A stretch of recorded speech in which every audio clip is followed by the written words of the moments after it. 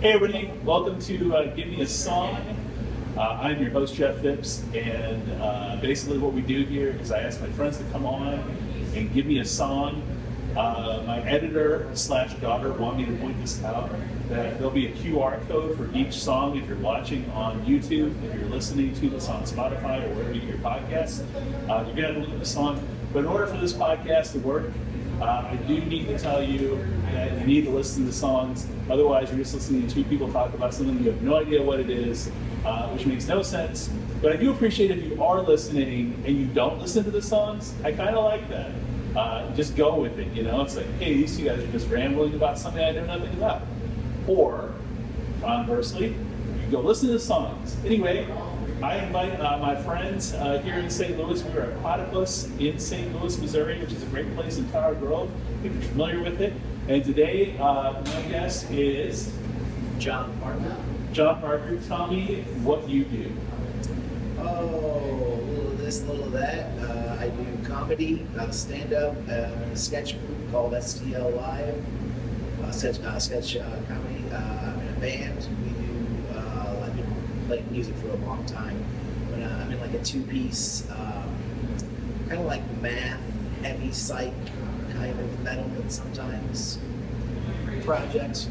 Instrumental mostly. We have some lyrics here and there, but like for the most part, we're an instrumental band. Kind of like, I don't know, like prog, if their songs were shorter and more fun. You're using a lot of abbreviations for people here. Okay. So when you say psych, what are you talking about? Like psychedelic rock. Okay. Yeah. But like more modern. Yeah. Not like the 60s. Yeah, like modern day psych. Yeah. And then when you say prog, Like progressive. Yeah. Stuff. Yeah. Because it's not like not a lot of repeats. yeah. But there are some.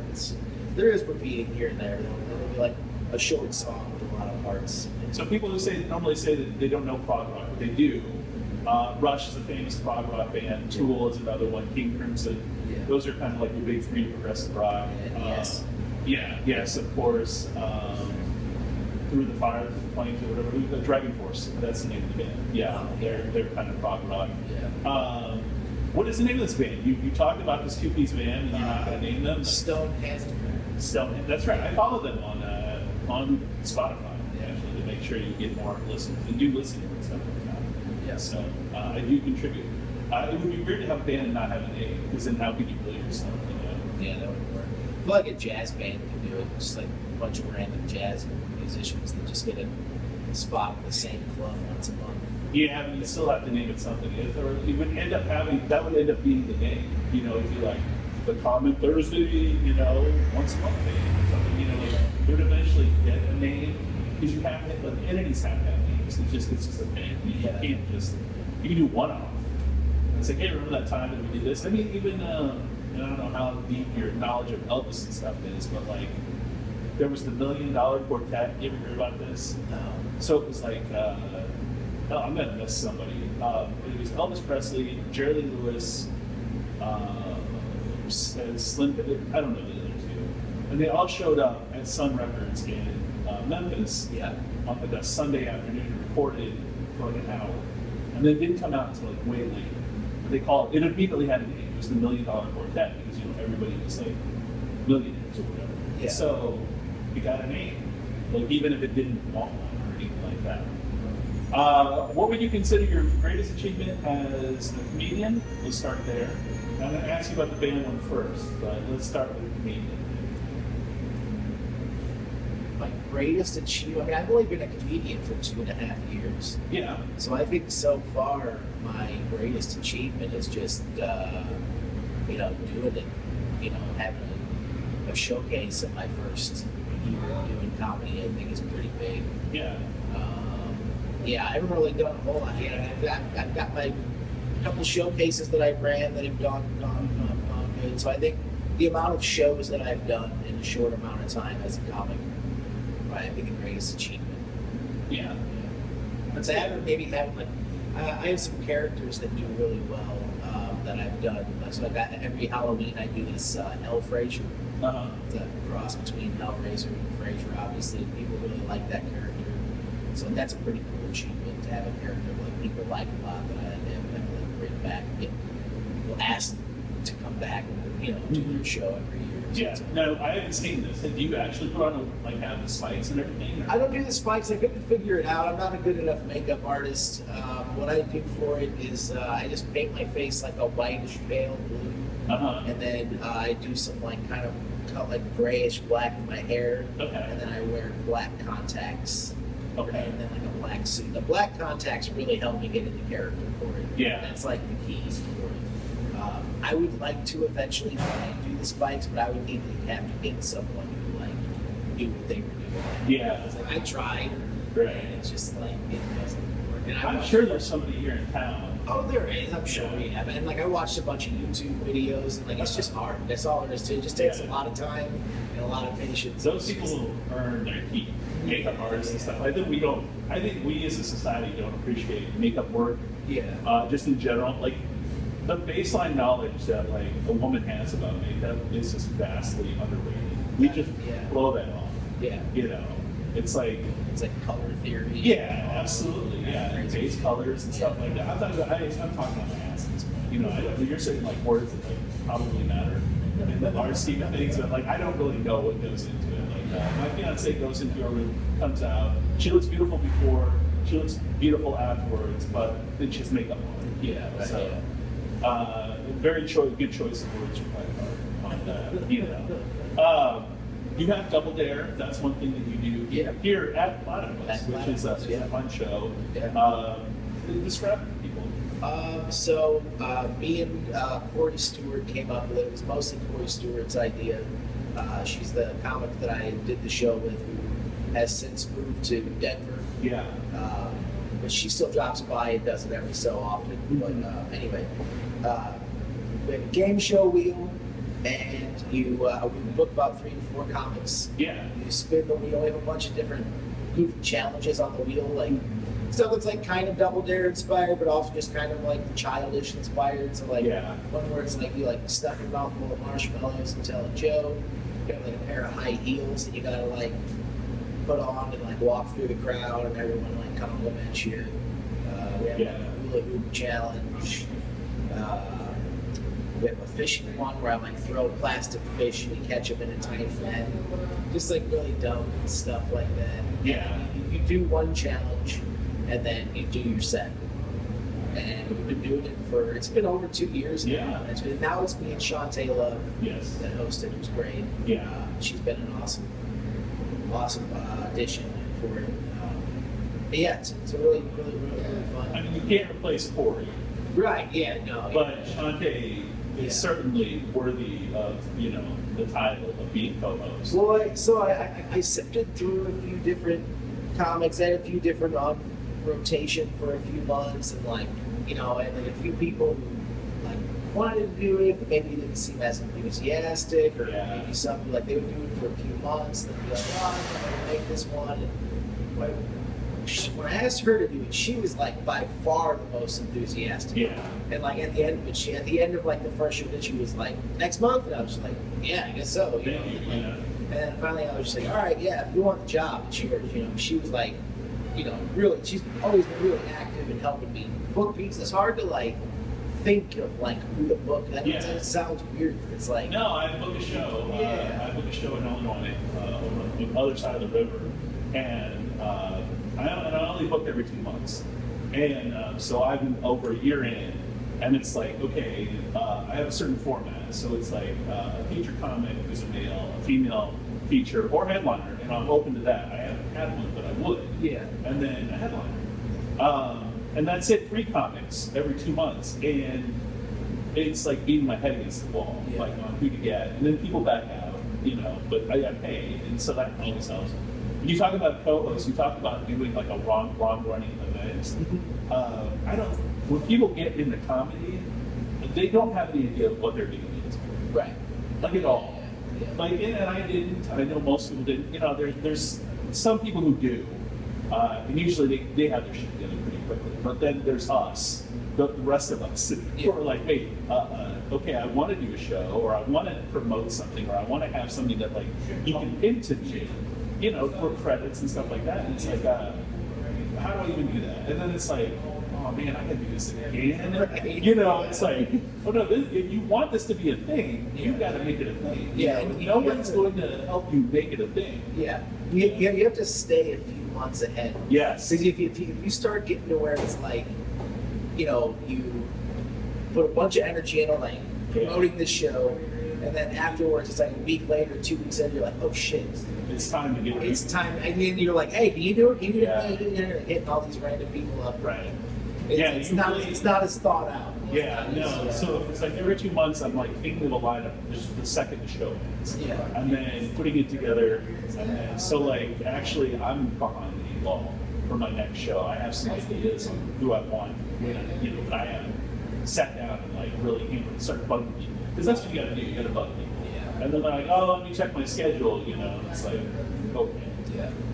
Well, A lot of us are pretty free most of the time. Most of the time, yeah. Comedians, though, it's a lot easier to deal with the comedians than it is with the musicians in some ways. It's Okay. Like the bigger comedians in town, Yeah. not hard to book them.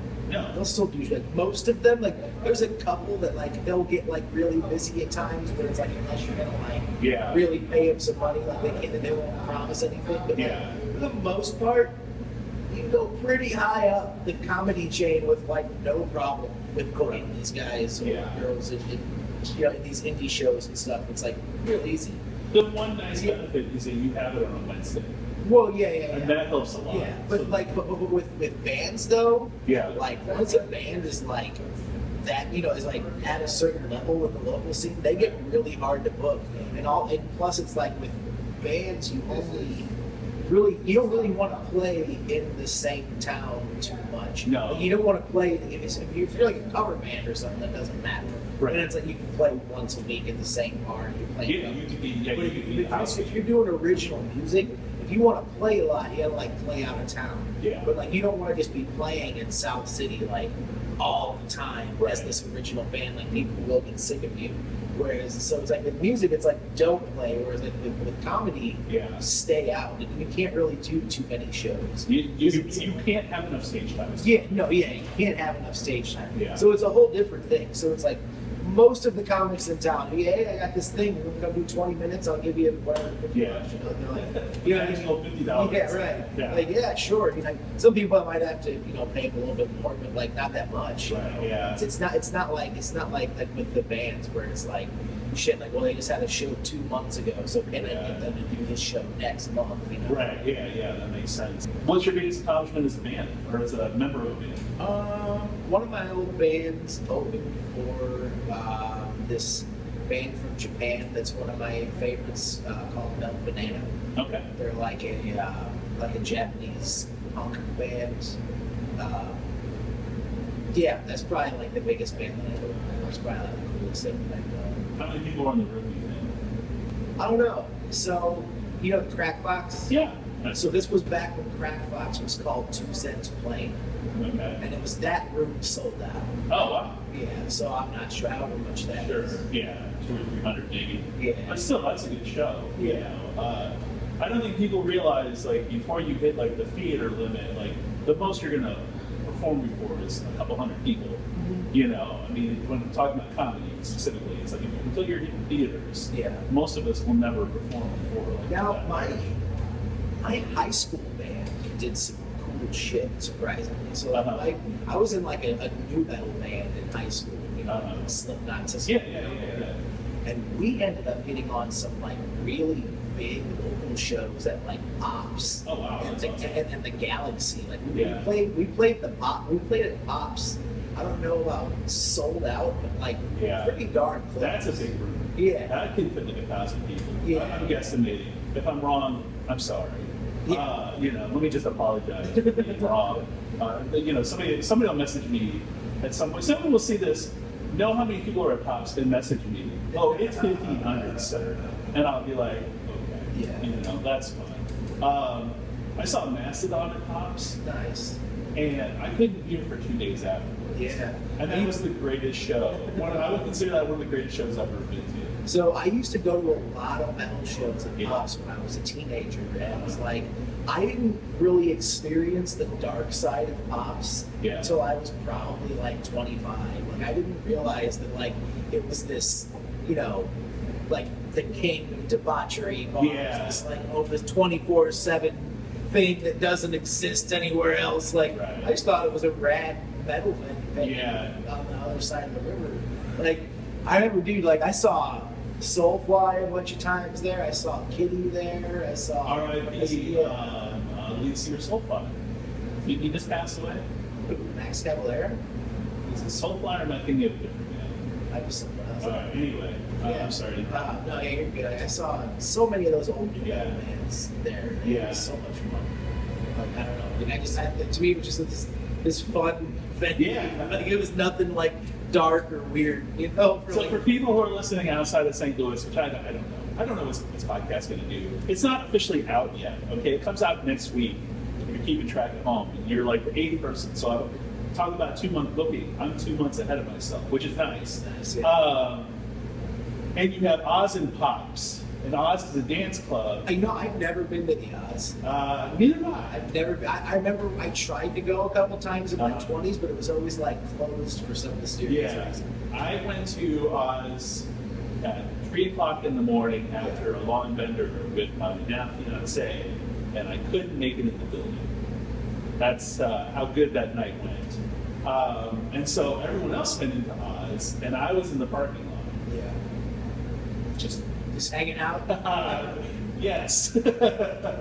I didn't drive home that night, just FYI. I couldn't. So anyway, but Pops, yeah, these two bars are right next to each other, and they're just open Yeah, like right all the now. time. Like you could get there at 8 o'clock in the morning. You get a drink.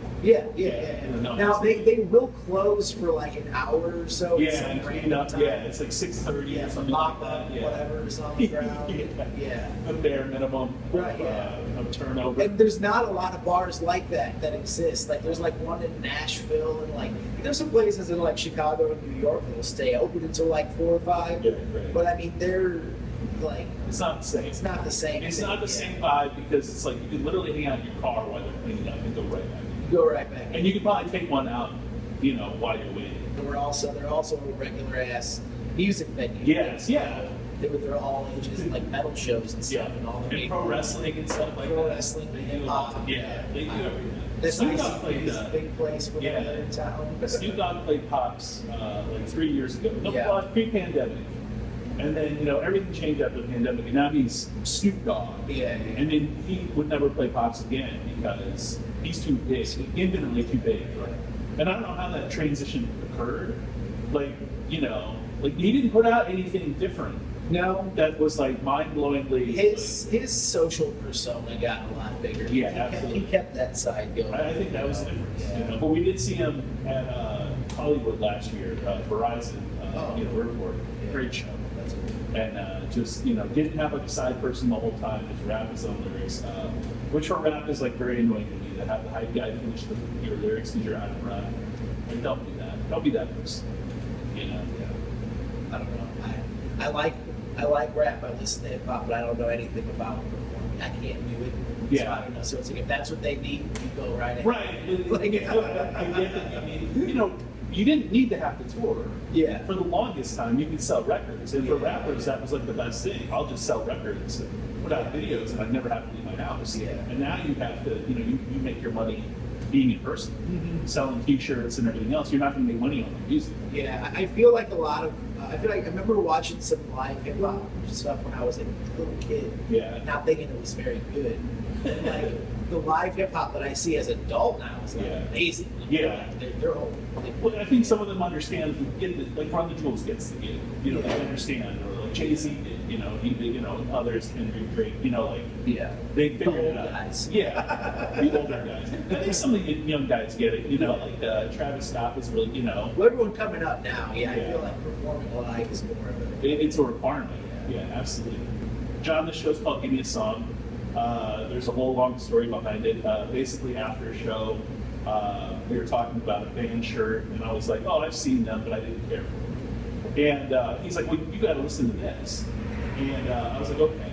And I did. And then I was like, okay, well, if I want to listen to you got to listen to this, my favorite band. And that was the emphasis of the show. So I asked people to come on and give me a song. John, what was the song you gave me?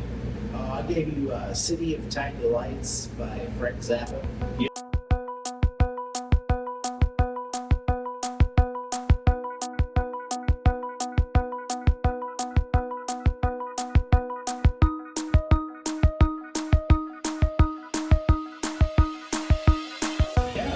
Why did you choose this song? Frank Zappa is my number one all-time favorite musician, and that's one of the songs that pushed me into fandom of his. How did you find City of Tiny Lights? So that was literally my first thought on listening to this song. So that's a live performance taken from a movie that Frank Zappa made called Baby Snakes. Okay. And Baby Snakes is basically just a concert. It's concert footage, but they occasionally cut in with weird offstage shit. Yeah. Them doing weird stuff with a blow-up doll. I don't know, just just weird musician stuff. Yeah. That's the first song that you see them play, is City of Tiny Lights. And the singer is Adrian Blue. He's also one of my all-time favorite guitar players, but kind of singer-songwriter. The closest thing a singer-songwriter that I really get into. So he does all kinds of crazy, technical proggy stuff like we were talking about before, but also has this kind of singer-songwriter streak through it all. It's not just shouting, it's really well written. He's got a good voice. I mean, it's such a.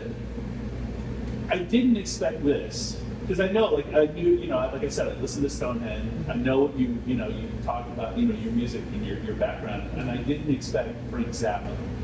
And I was like, okay, I can get down with this. Frank Zappa is my number one all-time favorite. So once you heard this, you just went back into the catalog and just started listening to all things Frank Zappa. Is that kind of what happened?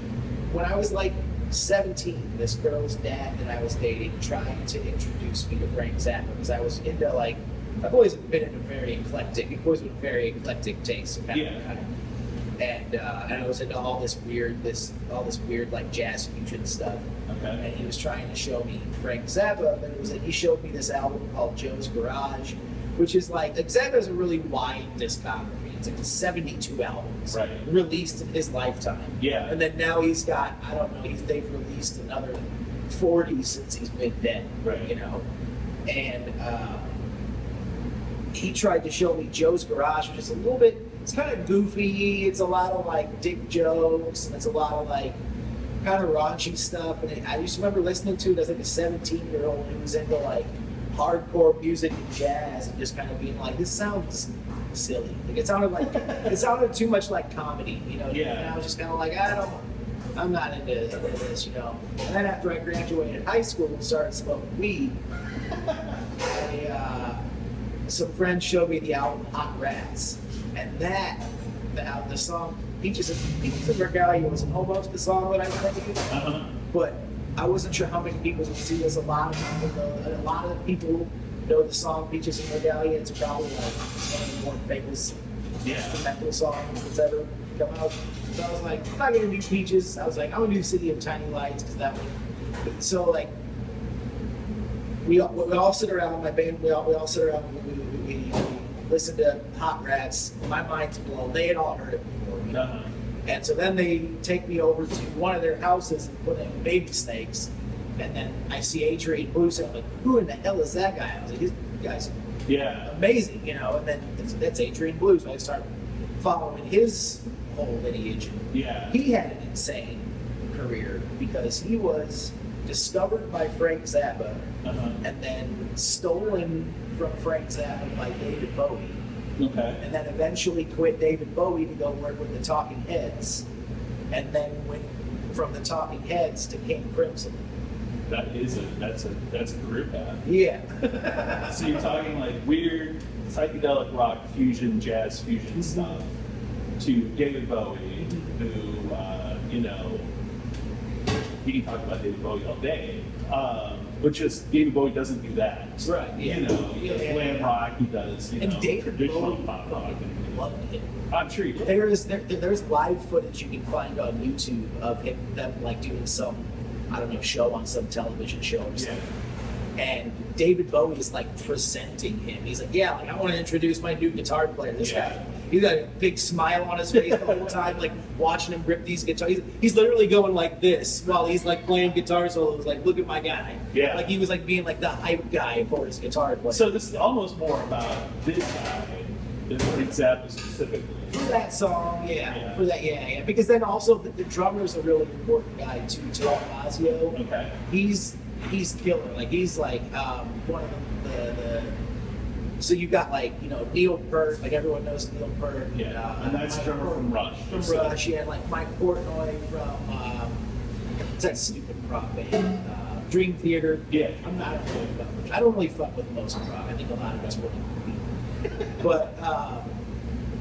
But Terry Bozzio is like plays drums like a piano. Okay. He's a really amazing drummer. He's still around too. He's done a lot of really cool stuff too. Yeah. So this song in particular was just this collection of artists, and you were just like, this is. Yeah. This Yeah. I don't think we say that we these enough. We should though. Yeah. I say it as a bartender because it's a cocktail that people order. But Okay, unrealistically, how many people have ordered Bees Knees in the last year that you haven't ordered? a lot. Seriously? Because What is a Bees Knees? I had never heard this. It's gin, lemon, and honey. That makes sense. Yeah. So it's simple. And it got popular for a little while there. Oh, Like okay. cocktails have these weird popularity spurts where Right. it'll have a sense. We're like my friends and I, we're in the middle of some kind of weird old-fashioned phase, and then there's like a parallel martini phase that we've been going through, which I'm not on. I think rum and coke. Sure, that's it. Yeah. Like I know what I'm getting with rum and coke. I know how many rum and cokes I can drink before I need to stop drinking rum and cokes. I know what 3 or 4 rum and cokes does to a guy. This guy specifically, and I like that. Yeah. I like the simplicity of it. It's like when your friend who doesn't normally drink all of a sudden orders Jack and Coke, and you're like, oh, this is going to be a rough night for all of us. Yeah. And you don't know how bad that night's going to be for you, but I know how bad it's going to be for me because you're going to be an idiot in about an hour. I feel like if I was drinking, back when I drank, Yeah. if I was drinking whiskey in the heat, I knew I was going to be eating. Yeah, like I'm asking for Coke. Like if I switch to Crown and Coke, which I will on occasion, it's like, okay, maybe I'm looking for trouble tonight. So for me, though, causing trouble was like climbing trees and then I couldn't get back down. I never I wasn't like a fighter. No, I'm not saying I can do it. I'm just saying, like, if I change the alcohol, Right. people don't realize that. They can, they tell you, like, all the alcohol is the same. That's not even remotely true. No, it was definitely different. So, my favorite was always mezcal. Oh, yeah, that's a good stuff. Mezcal kind of Pisco, you ever had that too? Oh, yeah. Yeah, that's good stuff. Let's get back. Okay. The sub podcast is Give Me a Drink. We just changed it up.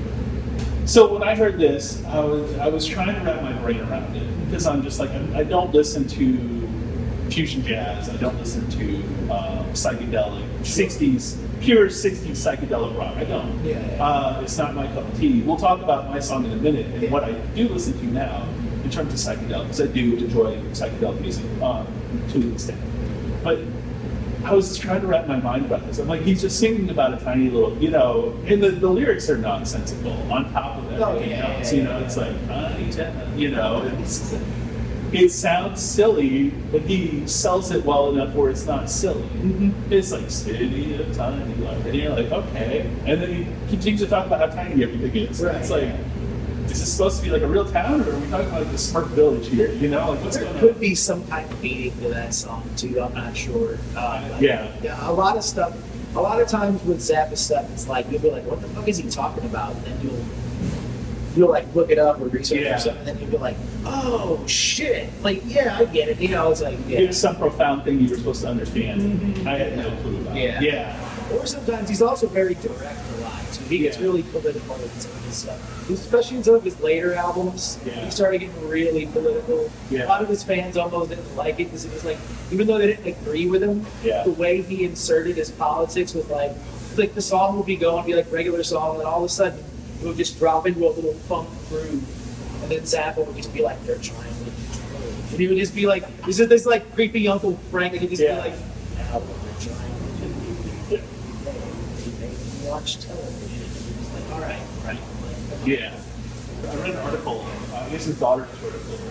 Oh, yeah. And so I read an article about like what life was like growing up in his household. And it was just like he made music and cheated on his wife, and everyone was in the house while he was doing it. Yeah. And that's the house. Like that's Frank Zappa. He gets up, he makes music for a little while, he cheats on his wife, and then she makes everybody dinner.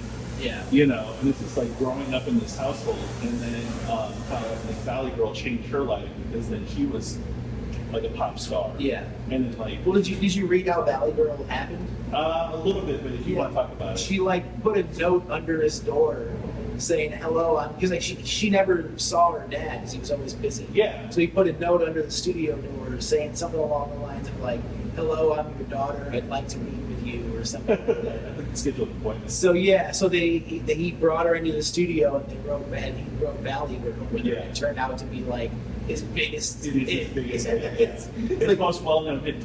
There's like, you know, if you listen to music, you know who Frank Zappa is. You know the song Valley Girl, and you know nothing else about it. well, a lot of people know Yellow Snow too. That's Sure, a lot I of don't. people know because it's funny and like Casey plays it like, Yeah. every so often. KC being the local The local rock and roll local rock station. Yeah, my fiance's dad's a big Zappa guy too, Okay. and so he never tried to force it on me or even play it really. Like, Most Zappa people don't try it. It's like we know that it's like you either listen to it or you don't. Hey everybody, Jeff Hibbs here. I just wanted to make a quick note about the John Parker episode. In there, we had mentioned that Frank Zappa fans kind of leave other people alone. However, John messaged me shortly after recording the episode and did give me more Frank Zappa to try and get me to listen to Frank Zappa. Also, he discovered that City of Tiny Lights is about being messed up on drugs, and we didn't realize that until later up. So everything looks squinty and everything, and I just wanted to put that in there as well. So there is an actual meaning to the song. Thank you so much for listening, and we'll catch you later. You know, he also was like, speaking of like hits, like he didn't have a lot of hits, but he was a very well-known guy in the studio recording world Yeah. throughout the 60s, 70s. He ran, before he was even famous, he ran a studio in the 50s and recorded bands. yeah, He was a lot older than a lot of the other like rock guys at the time. He had like 10, 15 years Yeah. on everybody.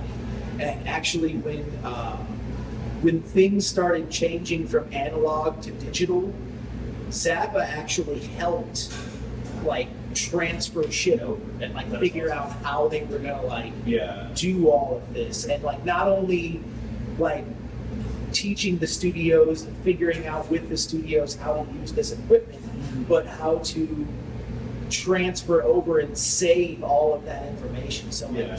transferring analog to digital Yeah. albums that had already been recorded. Yeah. He was a big part in that. that's awesome. And he was also played a big part in when everybody went to court with Tipper Gore about Yeah. The PCRM, or Yeah. PCRA, or whatever you call it. yeah, with them. The parents' right movement, and he wasn't even like a real dirty person. You know, he had some like, you know, off-color jokes, but he wasn't like cussing 24/7 or anything like that. No, now some of the songs get a little raunchy, but all of that is him basically trying to put his finger in their chest. Yeah. And just like right. Right. He had like an instrumental song called "I Promise Not to Come in Your Mouth." Yeah. You know, like you could just do smart ass stuff like that. Yeah. Like the song with a really gross title, but there's no words. Right. Yeah. Exactly.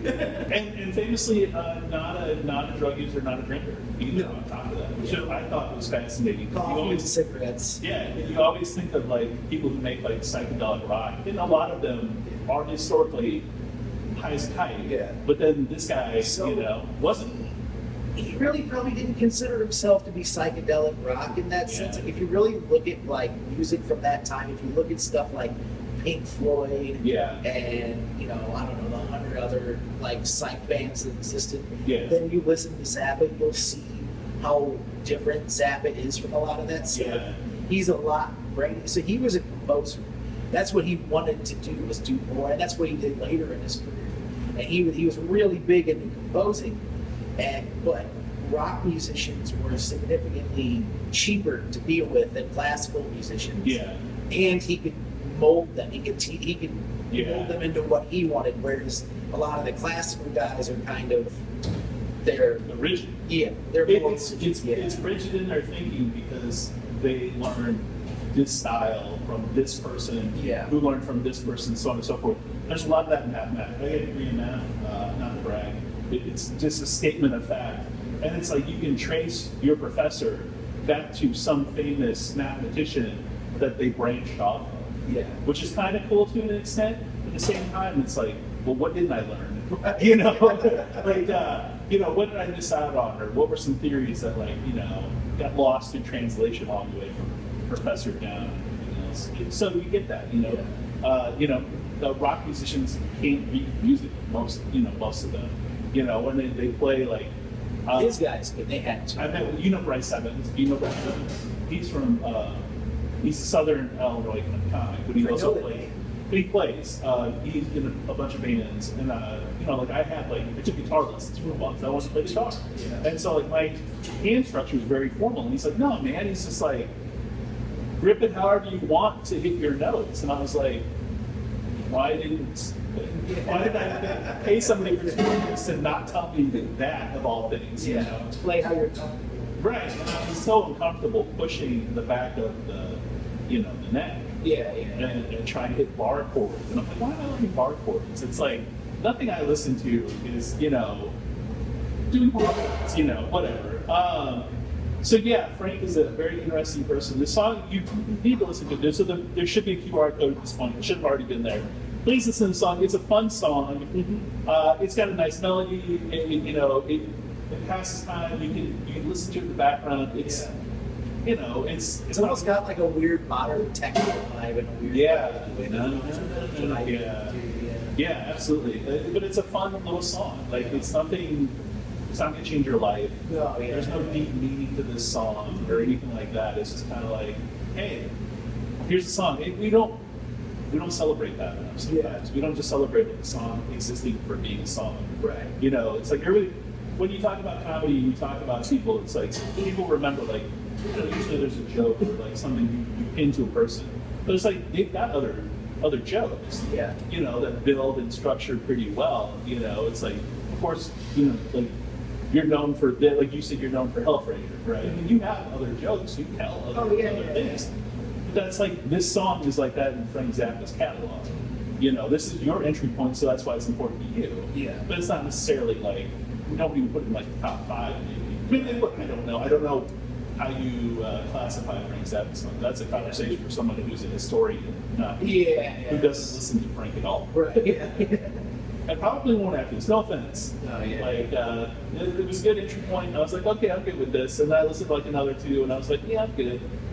I'm fine. One of the things that I also like about this song, if anyone listens to it, if you like synth and harmonies, about 5 minutes in, there's a part where Frank and Adrian Blue are playing harmonies on their guitars with the synthesizers. It's one of the coolest breakdowns. It's good stuff. So I listened to your song. I give it careful consideration, and I was like, okay, what can I relate to you from what I know? And so I chose what? MGMT. What was the song? What was it called? I don't know. You can't look.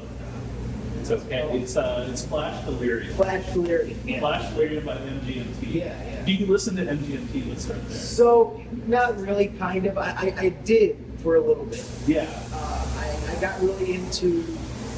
They had some really good live concerts on YouTube. But I never really got into listening to their albums. I tried. I liked their albums enough, but watching their live stuff was a lot more interesting. But I haven't really listened to them in a big while. Yeah, that's okay.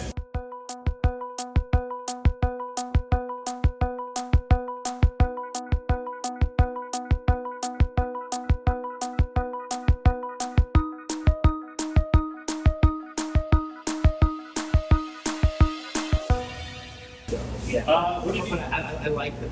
Yeah, let's start with the song. What do you think? So, I don't know what it's like being on the other end of this podcast. Yeah. And I guess I never will be, unless I let somebody else host. But what's it like getting, so like, what was your initial reaction to like Flash? Well, the song kind of changes, I feel like. Yeah, it does, yeah. It starts off, and the way it started off kind of reminded me of, who are those bands? Some of the like modern, like new wavy kind of bands. Yeah, You know, okay. that are, I can't think of the name of them right now. The second we stop recording, Yeah. you'll know all of them. Yeah.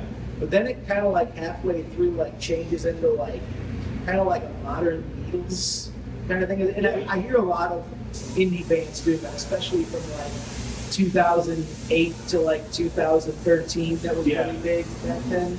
It was like not in the way that people will say like, oh, of course things sound like the Beatles. No, it's like this literally sounds Yeah. like they were, and a lot of bands were doing that at that time, where it's like they were very Beatles. Yeah. Yeah, and then that song came out, I want to say 2008, 2009. Yeah. Maybe 2010. It's like right in the heart of Yeah, right. And Yeah. everyone else is doing it too. Yeah. And the lyrics are very kind of going back proggy, very progressive kind of like. The song in general is kind of like modern prog in a weird way because it style jumps, it's changing parts a lot. Yeah. It doesn't end where it starts. No, yeah. Which is nice. The lyrics, I couldn't really get much out of the lyrics. I think it was all pretty. It reminded me a lot of like late '60s psychedelic lyrics. Yeah, You know what I mean? absolutely. A lot it does from a lot, and not like the Zappa one, but the actual like more psych. Yeah. No, absolutely. One of the things that's interesting is like it's called Flash Delirium. I think it took me like 2 years to realize, like, oh, this is what it's supposed to be like. You suddenly went delirious, like mid song, Okay. and you were just like, you know, Turn into the Beatles. and you just turned into like a crazy train wreck of the back half of the song. Not like a train wreck in the family, but just like, you know, there's a lot of stuff going on in that back half of that song. Yeah. Were there any, so you talked about the lyrics, was any lyric that stuck out with you at all? No, not really. I said it was all just so like Yeah. word salad from beginning to end. The whole thing. I mean, maybe there's something deeper to it that I just wasn't picking up Yeah. on. I'm in an instrumental band. Yeah. So that tells you I'm not the best with lyrics. Yeah. You know, like I'm really terrible with like deciphering what's. They all have to be pretty straightforward. So, yeah, for me, I'm the same way, and this podcast is helping me with this. Okay. Because Okay. now I'm getting into lyrics and meaning and like reading up on But lyrics. I read them though without even listening to the song. Yeah. Like, I listened to the song, Yeah. and then like the next day or whatever, sometime Yeah. the next time, Yeah. I read the lyrics. Just I was like, I really wanted to like absorb them and like figure them Yeah. out. Well, thank you. And like nothing. Well, the one that always stuck out with me, because there is a lot of word salad in there, there's a lot of craziness going on. It's just like halfway through, he's like, "You'll never be as good as the Rolling Stones." Yeah. He's like, "And you'll never be." So, MGMT, we were talking about the background of Frank, and we are talking about like this. So MGMT was just like a college band, and they were just making Yeah. like goofball music. And they got into they were like a noise band for Yeah. a while too, which I Right. found interesting. And then they found a way to crank out hits. And I'm not just talking like small, insignificant hits. I mean, Time for 10, Kids, Yeah. Electric Feel are like monumental. Monsters, yeah. Yeah, they're great, and they're great songs. Yeah. And I don't think they ever expected that. And like everything, not everything, but like the second album is called Congratulations, and it's very sarcastic. And Flash Delirium was the first song from it. So imagine that like you were listening to Electric Feel, you're listening to Time to Pretend, you're listening to Kids, and then they hit you with this, Yeah. which is just chaos. And it's like, so it put a lot of people off. And it was by design. You know, there's a song on there, called Congratulations, the last song on there, and it's this sarcastic, just dripping, oozing with sarcasm on like how great they have it now. And all we just want is congratulations. Like, you know. Yeah. And he's like, I've got people to pay my bills, you know, and open my blinds. And he's like, and all we want is just congratulations. And it's, you know, and so Flash Delirium is like an answer to like what happened to them. Okay. It's like, well, God, we were just cranking out, we were being goofballs on stage in a small college town, and now we're selling out these arenas. Yeah. And it's like, how do you deal with this? And in the back of their mind, they're like, you'll never be as good as Rolling Stone, which is a factual statement for everybody, you know? It's so hard to like, no one talks about the Rolling Stones like in a meaningful way. I mean, I know historians do, but like, you and I would never sit down and like, really talk about the Stones. It's like an actual band and what they've accomplished. Yeah. And they did everything. Yeah. And they never broke up. And they still go. True. Yeah. And they still put out new music. And some of it's, you don't listen to it because you're not a Stones fan or whatever. Right. But, it's like, it's still relevant. It's like, they're still making things. Because they're still here alive right. and putting stuff out, they're technically still relevant. Right. Yeah. So it's kind of interesting that that's their response to like what had happened to them, because I don't think they expected it, which is kind of like fascinating to me. It's like when you put out an album, Right. Yeah. and, and it's like your expectation of what actually happens is kind of interesting. Yeah. So some of that with MGMT kind of reminds me of Beck in a way. Yeah. I don't think Beck really ever expected to get that famous doing those songs, and then all of a sudden, next thing you know, he's like, "Oh, like I'm yeah. huge now." Yeah, and then there was a lot of response, like reaction to that in his music.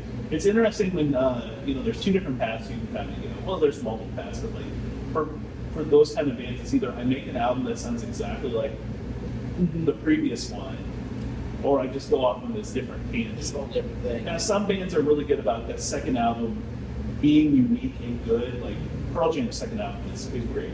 I don't know how big of a Pearl Jam fan you are, but like 10 was, a very big album, huge, and then the second one, Versus, is just as good, but it doesn't sound exactly like the first one.